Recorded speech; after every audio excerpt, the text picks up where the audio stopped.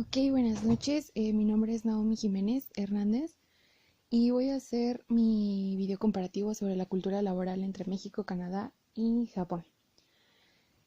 Quiero empezar por la jornada laboral de Canadá. Canadá tiene una jornada laboral que es de 8 horas diarias, a lo que son 40 horas semanales, y con un máximo de 48 horas. El trabajador debe tener al menos un día entero de descanso y después de 5 horas continuas tiene derecho a 30 minutos de descanso. En Japón,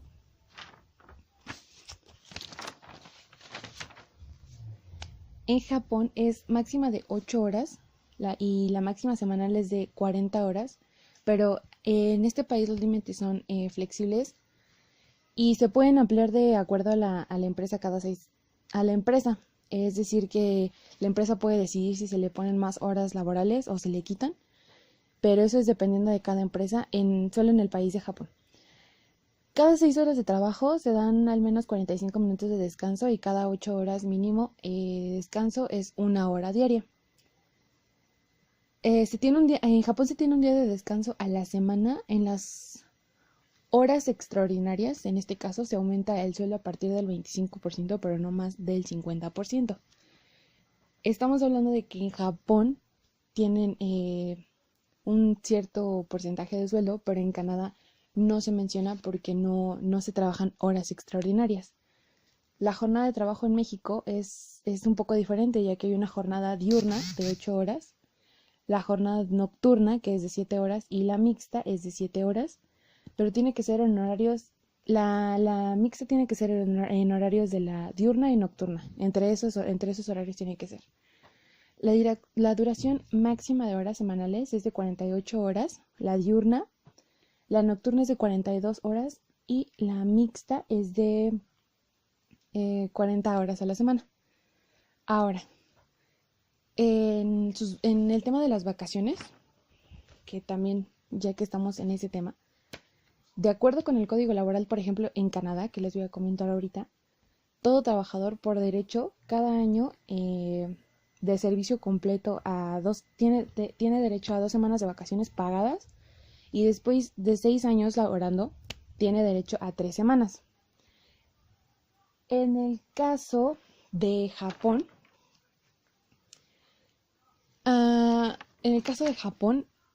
con más de 6 meses de trabajo ininterrumpido, el trabajador tiene derecho a 10 días de vacaciones. Y a partir del segundo año solo se añade un día por año. El número total de días de vacaciones no puede superar los 20 días al año. Es decir, que solo hasta 20 días se tienen hábiles, por decirse así, en Japón. En México, de acuerdo a la Ley Federal del Trabajo, los trabajadores con más de un año tienen derecho a 6 días mínimos, bueno, o máximos podría decirse, con vacaciones completamente pagadas. Y estos días de vacaciones aumentará 2 días cada año hasta llegar al cuarto. A partir del cuarto año aumentará a 2 días por cada 5 años de servicio. Es decir que pues aquí prácticamente se aumentarán, como lo comenté, 2 días, pero digamos que va a ser el cuarto, del cuarto al octavo, no, al noveno año, ya se aumentarían otros 2 días. Con los días festivos en Canadá, los días festivos oficiales y que deben pagarse es Año Nuevo, Viernes Santo, Lunes de Pascua, Día de Canadá, Día del Trabajo, Acción de Gracias, Día del Recuerdo y Navidad. En Japón, en Japón tiene 14 días festivos, pero ahí la empresa decide si dar o no dar el día de descanso, ya que no todos los días son obligatorios, entonces la empresa es la que decide si darle los días o no a sus trabajadores. En México, los días festivos y que son obligatorios, como ya lo había mencionado, es Año Nuevo, aniversario de la promulgación de la Constitución mexicana. De hecho, si ese día desean trabajar, la paga será doble. El natalicio de Benito Juárez, la independencia de México y Navidad. Ahora quiero comentar también el tema de la maternidad. La maternidad en Canadá, el gobierno da en total 52 semanas de permiso, con un 55% de salario total a las mamás. En Quebec, la mamá tiene permiso de 15 semanas y el papá de 5 semanas seguidos o fraccionados, como ellos prefieran manejarlo. En Japón, durante el embarazo y un año posterior, la mujer no puede realizar trabajos físicos pesados o con materiales peligrosos y ella tiene derecho a rehusar de horas extras o nocturnas. Puede solicitar un trabajo ligero y el permiso está garantizado, pero no hay ninguna remuneración o retribución durante este periodo. En México, la maternidad la madre tiene derecho a descanso de 6 semanas antes del parto y 6 semanas después, percibiendo un salario íntegro y con la conservación de su empleo. Se menciona la conservación de su empleo porque hubo una temporada en la que en México, si la mujer estaba embarazada, iba a ser despedida, iba a ser revocada de su puesto. Ya últimamente, y ya se tomó de hecho, que es esto de conservar su empleo, o sea que no va a perder el trabajo y lo va a mantener. En periodo de lactancia aquí en México es muy importante, ya que tienen que tener 2 descansos extraordinarios por día de media hora. Es muy importante la lactancia de los bebés.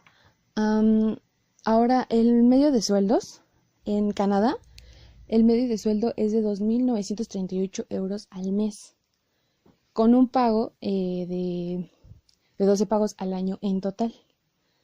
En Japón, el salario medio es de 3.421 euros al mes por 12 pagos, pero en los últimos meses cayó en 1.794 euros y eso representa pues una cierta pérdida de poder adquisitivo para los trabajadores. En México, más de la mitad de los mexicanos reciben de 1 a 3 salarios mínimos, que esto es por ejemplo la media, que equivalen a un ingreso de 2.220 a 6.661 pesos al mes. Creo que eso es un poquito grave, ya que el salario está muy bajo aquí en México, pero esperemos en los próximos años pueda subir un poco para ayudar a la economía mexicana. Continuando con el tema del desempleo, podría decirse, Canadá se mantiene en un índice muy bajo y así se ha mantenido por más de 43 años, y es que en enero se cerró la tasa con un 5.6%. En Canadá es uno de los países con un desempleo muy bajo. En Canadá hay mucho trabajo. Al igual que en Japón, por ejemplo, en Japón es de 2.2%, que es la tasa más baja de desempleo, ya que, como comentaba, el mercado laboral ha mejorado bastante y en Japón muchísimo más, ¿no? Pero en México, la tasa de desempleo se ubica en un 6.2% de la población y esta fue un poquito menor a la de diciembre, pero aún así sigue siendo un porcentaje un poco alto. Los tipos de líderes que se manejan en estos países, en Canadá, y de los más vistos son el líder diplomático.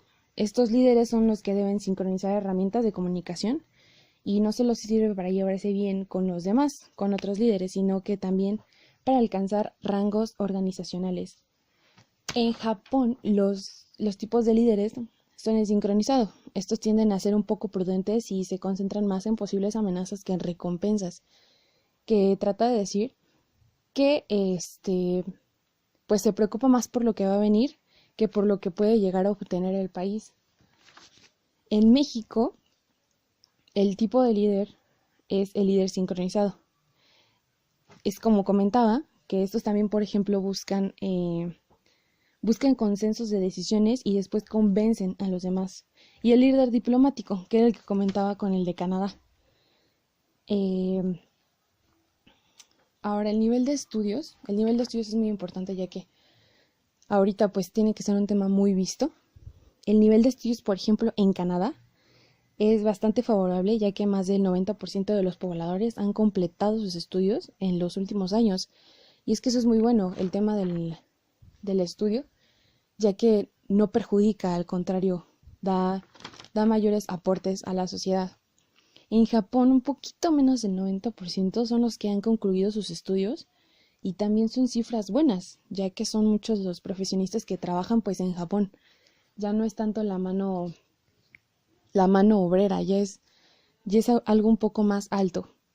En México es un poco, bueno, es muy grave, de hecho el nivel de estudios en México, y muy preocupante, ya que el 53% de la población solo tiene terminado hasta la secundaria.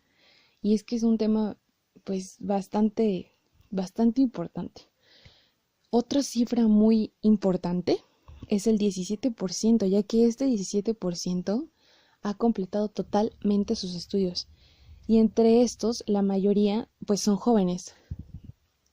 Esto quiere decir que en México vamos pues un poco más arriba, que queremos que cada vez vaya en aumento el tema de los estudios, ya que como comentaba, no es un tema que nos va a perjudicar, al contrario, nos va a favorecer y va a poder favorecer también a la economía, no ya que no se va a tener un salario mínimo, sino un poco más. Entonces, con eso podremos ir cambiando poco a poco. Bueno, esto fue lo que yo investigué, mis aportes de estos 3 países que para mí son muy importantes.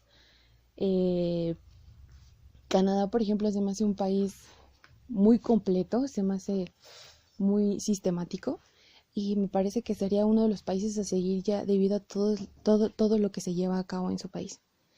Entonces, pues les doy gracias por su atención y que tengan una excelente noche.